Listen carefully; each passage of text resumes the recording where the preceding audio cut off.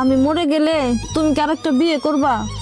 না না, কি বলো, আমি আর বিয়ে করব না। ও আচ্ছা, ফুলে ফুলে ঘুরে মধু খেয়ে বেড়াবা তাই না? আচ্ছা, আমি বিয়ে করে নেব। সে তো করবেই, আমার মরার অপেক্ষা করে তো তুমি আসো।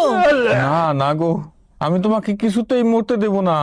হ্যাঁ আমি জানি তো, আমি বিছানায় অসুস্থ হয়ে পড়ে থাকবা আর তুমি বাইরে মেয়ে নিয়ে ফুর্তি করে বেড়াবা।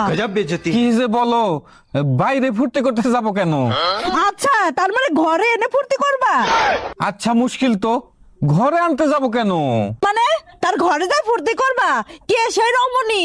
পাশের বাড়ির ভাবি? আমি মনে হয় বুঝি না। আরে ধুর, উনি তো বয়সে আমার অনেক বড়। ও আচ্ছা, বয়সটাও তাহলে জানা হয়ে গেছে। আরে না, আমি জানতে চাই নাকি, উনি তো নিজেই আমাকে বললো।